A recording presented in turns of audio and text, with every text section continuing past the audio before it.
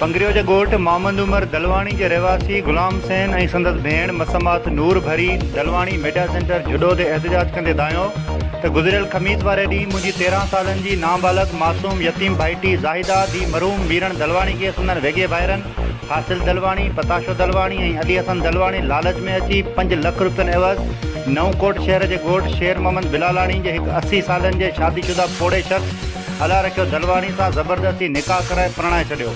हिननि चयो त गुज़िरियल ॾींहुं जॾहिं असां पंहिंजी भाइटी सां मिलण लाइ वियासीं त संदसि मुड़ुसु असांखे मिलणु न ॾिनो ऐं असांखे मौतमार धमकियूं ॾेई घर मां ॿाहिरि कढी छॾियो। हुन दौरान असांजी नियाणी ज़ाहिदा मुसलसल असांजे साम्हूं रहंदे रही ऐं हुन चयो त मूंसां ज़ुल्म आहे। मूंखे पीरसन शख़्स सां ज़ोरी परणायो वियो आहे जेको मवाली ऐं ज़ालिम आहे। मूं ते तशदुद करे थो। मूंखे हिन ज़ालिम शख़्स जे क़ैद मां आज़ादु करायो वञे। मसमाद नूर भरी चयो त मुंहिंजो सॻो भाउ कुझु अरसो अॻु फोत थी वियो हो जंहिं बद मज़बूरा वेगा भाइर मुंहिंजी भाॼाई ऐं संदसि औलाद ते ज़ुल्म करे रहिया आहिनि। असांजा वेगा भाइर वॾा ज़ालिम ऐं ॾुहारी क़िस्म जा माण्हू आहिनि जंहिं सबबु सख़्तु ख़ौफ़ में मुब्तला आहियूं। ख़दशो आहे त असांखे माराए न छॾीनि। हुननि वज़ीर आला सिंध IG सिंध DIG हैदराबाद ऐं मीरपुर ख़ास SSP बदीन ऐं मीरपुर ख़ास समेत ॿियनि वसवारनि खां मुतालबो कयो आहे त मामले जो नोटिस वसी इंसाफ़ ऐं तोहफ़ फ़राहम कयो वञे। रोशन कुमार मेघवाड़ सिंध सुकार न्यूज़ जुडो।